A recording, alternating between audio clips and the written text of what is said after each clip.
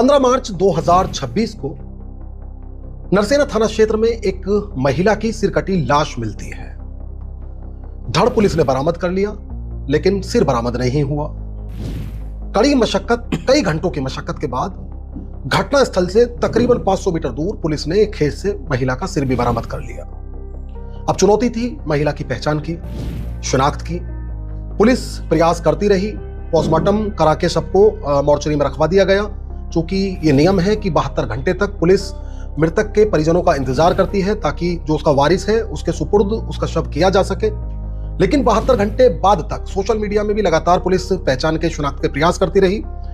महिला की शिनाख्त नहीं हो सकी। नियम अनुसार पुलिस ने शव को लावारिस मानते हुए उसका अंतिम संस्कार भी करा दिया। 18 मार्च को अंतिम संस्कार हुआ। 22 मार्च को थाने पर पहुंचकर एक महिला ये बताती है कि जिस महिला की लाश बुलंदशहर के नरसेना थाना क्षेत्र में बरामद हुई वो उसकी बेटी है।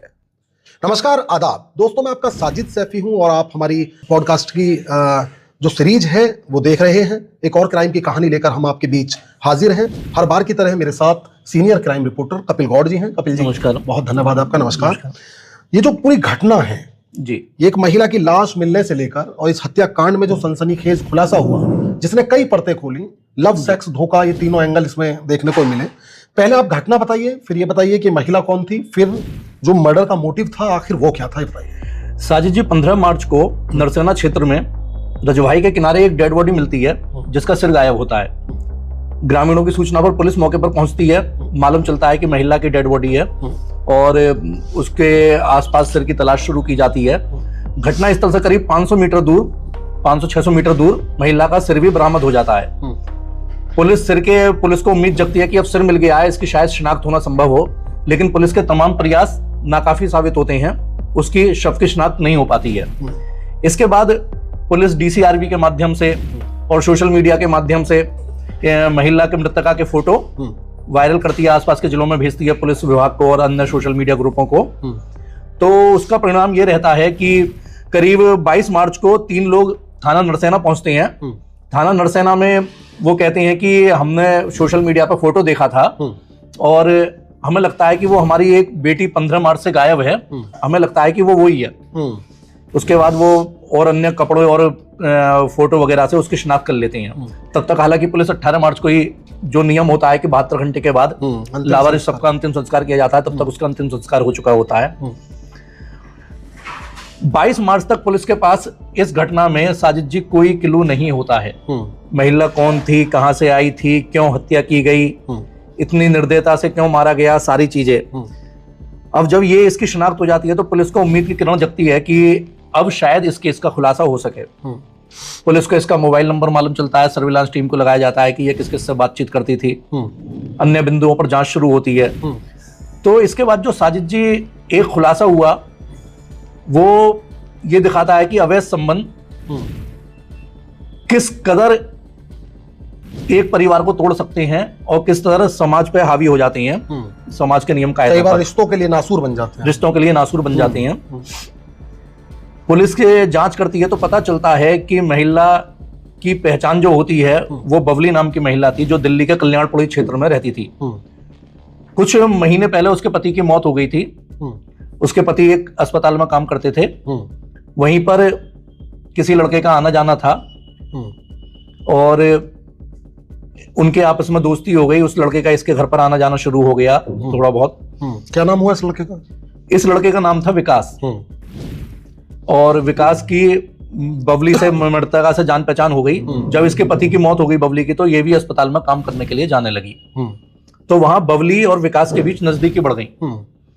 अब ये नजदीकी इतनी बढ़ गई कि बबली विकास से प्यार करने लगी, अवैध संबंधों में बदल गई और विकास से प्यार करने लगी। बबली ने विकास को या विकास ने बबली को शादी का झांसा भी दिया। स्थिति ये हो गई कि हाँ, हम दोनों शादी करेंगे। उधर यहाँ बुलंदशहर में विकास नरसेना क्षेत्र का ही रहने वाला था। अच्छा, मूल निवासी यहाँ? हाँ, मूल निवासी नरसेना का गांव पड़ता है सुलेला, वहां का रहने वाला था। उसके घर वालों को कुछ मालूम नहीं था कि विकास वहां किसी लेडी के साथ लिव इन में रह रहा है। दिल्ली में नौकरी करता था। और उन्होंने विकास का रिश्ता अन्यंत्र तय कर दिया। जल्दी ही उसकी शादी होने वाली थी। जब इस महिला को यह मालूम चला कि विकास की शादी होने वाली है, वो इसका विरोध करने लगी।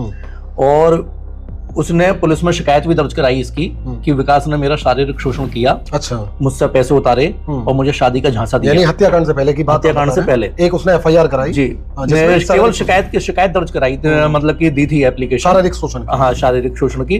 दिल्ली पुलिस ने विकास से संपर्क किया तो विकास ने फिर इस लड़की से संपर्क किया और बोला हाँ मुझसे गलती हो गई थी, मैं तुझसे ही शादी करूंगा।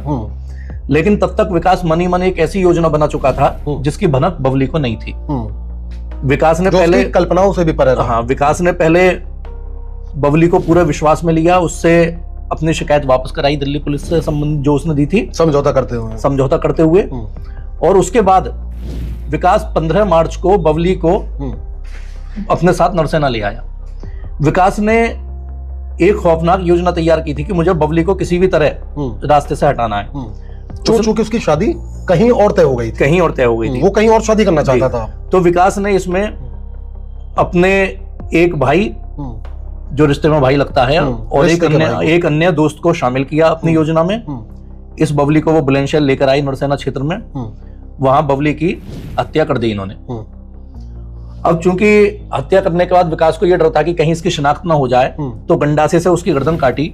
हत्या क्या, गला काट? पहले बताते हैं, पहले गला दबाकर हत्या की गई और उसके बाद गंडासे से इसने इसकी गर्दन काटी, सिर अलग कर लिया और सिर को 500-600 मीटर दूर ले जाकर फेंक दिया। इसे ये उम्मीद थी कि धड़ बरामद हो जाएगा, पुलिस सिर नहीं ढूंढ पाएगी, इतनी दूर जब फेंक रहे हैं जानवर वगैरह खा जाएंगे। अब उसके बाद जब पुलिस ने और इसे पकड़ा, इससे पूछताछ की, तो साजिद जी एक चीज ये सामने आती है कि हत्या करने के बाद ये इतना बेखौफ था, ये अपने भाई की मैरिज एनिवर्सरी में गया। वहां 15 ही मार्च की बात, 15 ही मार्च को घटना जी, 15 ही मार्च को इसने घटना की, अपने भाई की मैरिज एनिवर्सरी में गया और वहां इसने खूब जश्न मनाया और उसके बाद निफराम होकर अपना रहने लगा। यानी बेखौफ और बेफिक्र, जैसे कोई मतलब ऐसा ये नहीं कि अंदाजा नहीं था कि किया कानून जो है वो एक ना एक दिन इसके गिरफ्तार तक आएगा। बहरहाल पुलिस ने इसे पकड़ा और केस का खुलासा कर दिया है। अभी एक आरोपी फरार है इसमें। तो साजिद जी ये वास्तव में रिश्तों के दर्दनाक अंत और अवैध संबंधों के चलते ये दर्दनाक कहानी सामने। दिन के बीच का ये रिश्ता इनका रहा होगा जिसमें ये पहले इश्क हुआ, फिर इनके बीच अवैध संबंध हुए और फिर उसके बाद ये कत्ल तक आ गई वारदात। इसके बबली के कितने बच्चे थे और शादी को उसके कितने साल हुए थे? बबली की एक बेटी आई थी थाना नरसेना पे, तो उसकी बेटी छोटी है, नाबालिग थी। तो ये बताते हैं कि पिता की मृत्यु कुछ महीने पहले, 1 साल 12 महीने 10 महीने पहले हुई है। तो उसके बाद ही इसके संबंध बने थे। या ये भी हो सकता है कि ये पहले से चूंकि संपर्क में था तो संबंध भी नजदीकियां रह गई हो, लेकिन चूंकि जो इसकी जो बबली का पति था जॉनी, उसकी मौत कैंसर से हुई थी। तो स्वाभाविक मृत्यु थी वो बीमारी के कारण। तो वो पहले से ही बीमार तो रहा होगा। हाँ, बीमार तो रहा होगा। तो कहीं ना कहीं ये कहना संभव नहीं है, तो पुलिस की जांच में भविष्य में सामने आएगा।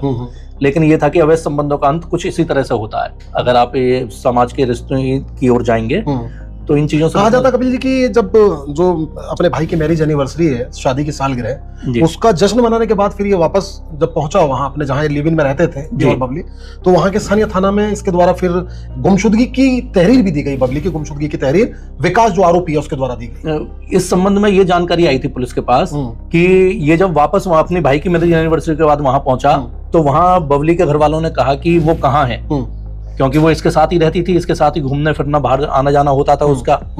तो केवल उन लोगों का विश्वास जीतने के लिए इसके द्वारा एक झूठी तहरीर दी गई कि वो गायब है और हम उसे खोजने में हमारी मदद की जाए इस टाइम से। और इस जो मर्डर में विकास के अलावा इसने कितने लोगों को शामिल किया, क्या लालच इसके द्वारा दिया गया, या वो इसके रिश्ते में थे? वो रिश्ते में बताते हैं, एक दोस्त था और एक रिश्ते का भाई था।